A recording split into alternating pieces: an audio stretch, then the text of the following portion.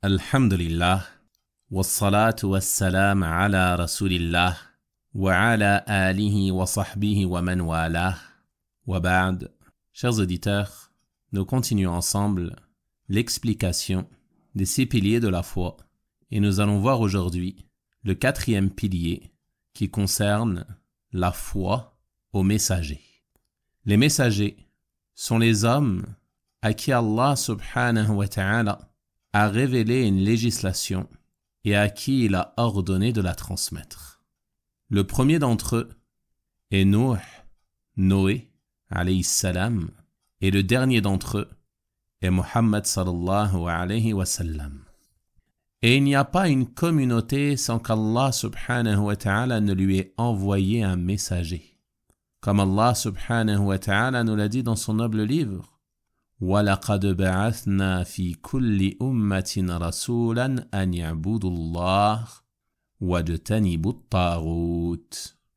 Nous avons certes envoyé dans chaque communauté un messager pour leur dire « Adorez Allah et écartez-vous de tout ce qui est adoré en dehors d'Allah. » Et Allah subhanahu wa ta'ala dit aussi « وَإِن مِّنْ أُمَّةٍ إِلَّا خَلَا فِيهَا نَذِيرٌ » Et il n'y a pas une communauté sans qu'il lui fût envoyé un avertisseur. Et tous sont venus avec la même religion comme nous l'avons vu dans une précédente rencontre et ont appelé à vouer le culte exclusivement à Allah et à s'écarter de toute forme de polythéisme et d'association à Allah subhanahu wa ta'ala dans l'adoration. Et chacun a eu une législation propre à son peuple. Mais leur message principal était le même et c'est le message de l'islam dans son sens général. Et les messagers alayhimus salatu wassalam étaient tous des créatures, des êtres humains, qui ne détenaient aucune caractéristique de la seigneurie et ils ne sont donc en aucun cas en droit d'être adorés. Allah subhanahu wa ta'ala a dit au sujet de son prophète Muhammad sallallahu alayhi wa sallam, qui est le meilleur des messagers et celui qui a le rang le plus immense auprès de lui. قُلْ لَا أَمْلِكُ لِنَفْسِي نَفْعًا وَلَا ضَرًّا إِلَّا مَا شَاءَ اللَّهُ. Dis, c'est-à-dire Allah ordonne à son messager Muhammad sallallahu alayhi wa sallam de dire aux gens « Je ne détiens pour moi-même ni profit ni dommage, sauf ce qu'Allah veut. » Donc ceci nous démontre que les prophètes et les messagers alayhimus salatu wassalam sont des êtres humains et ils sont atteints par ce qui atteint les êtres humains comme la maladie, la soif, la faim, mais aussi la mort.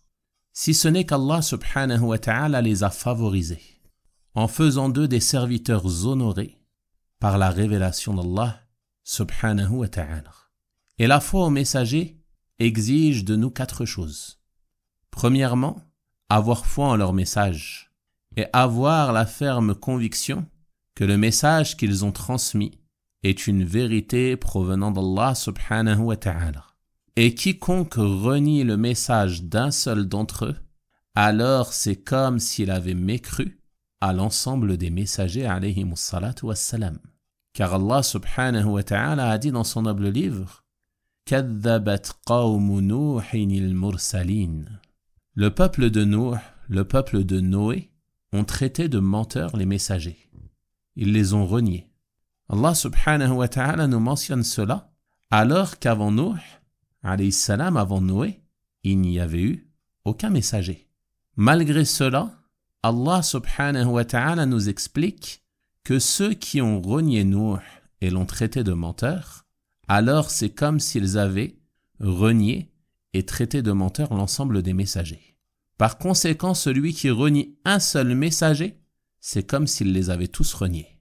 On comprend donc que les chrétiens qui ont refusé de suivre Muhammad sallallahu alayhi wa sallam, qui ont renié son message et ne l'ont pas cru, alors en agissant de cette manière, ils ont également renié Jésus, le fils de Marie, Isa, fils de Maryam, alayhi salam. D'autant plus qu'ils ne l'ont pas suivi étant donné qu'il a annoncé la venue de Muhammad sallallahu alayhi wa sallam. Donc ceci est un point très important à comprendre. Et ceci est une caractéristique par laquelle se distinguent les gens de l'islam. Comme nous l'avons vu dans une rencontre précédente, les musulmans ont foi en l'ensemble des prophètes et des messagers alayhimus salatu wassalam, et aucun autre suiveur des autres religions ne peut prétendre cela. La deuxième chose est d'avoir foi aux messagers dont nous avons été informés de leur nom, comme Muhammad sallallahu alayhi wa sallam, Ibrahim, Moussa, Isa, Nuh alayhimus salatu wassalam, et autres parmi les prophètes et les messagers. Quant à ceux dont nous ignorons les noms et dont nous ignorons les récits, alors nous y avons foi de manière générale. Allah subhanahu wa ta'ala dit dans le Coran: Minhum man qasasna alayk wa minhum man lam naqsus alayk. Il y en a certains parmi eux dont nous t'avons raconté le récit, et il y en a d'autres dont nous ne t'avons pas raconté le récit. Donc le musulman a foi en l'ensemble des prophètes et des messagers alayhimus salatu wassalam qui ont été envoyés par Allah, que nous en connaissions le nom ou bien que nous l'ignorions. La troisième chose est d'avoir foi en tout ce qui est rapporté d'eux de sources authentiques. Et entre dans cela la sunna de notre messager Muhammad sallallahu alayhi wa sallam. Il fait partie de la foi au messager d'avoir foi en ce qui est rapporté de lui, et plus particulièrement dans les recueils de hadiths authentiques, à l'exemple des deux recueils des grands imams du hadith, Al-Bukhari et Muslim rahimahumallahu ta'ala, et autres parmi les sources de la sunna, parmi les recueils connus auprès des gens de science. Le quatrième point, faisant partie de la foi au messager alayhimus salatu wassalam, est de mettre en pratique la législation du messager qui nous a été envoyé. Et en ce qui nous concerne, notre messager est Muhammad sallallahu alayhi wa sallam, qui a été envoyé à l'ensemble des gens.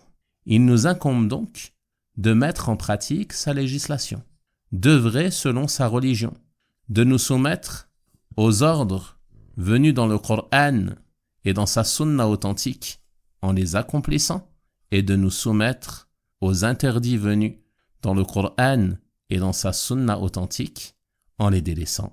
Ceci est donc un résumé des points essentiels concernant la foi au messager alayhimus salatu wassalam, qu'Allah subhanahu wa ta'ala les couvre d'éloges et leur accorde le salut. Et nous verrons lors de notre prochaine rencontre le cinquième pilier qui est la foi au jour dernier. Wa sallallahu wa sallama wa baraka ala nabiyyina Muhammad wa ala alihi wa sahabatihi ajma'in walhamdulillahi rabbil alamin.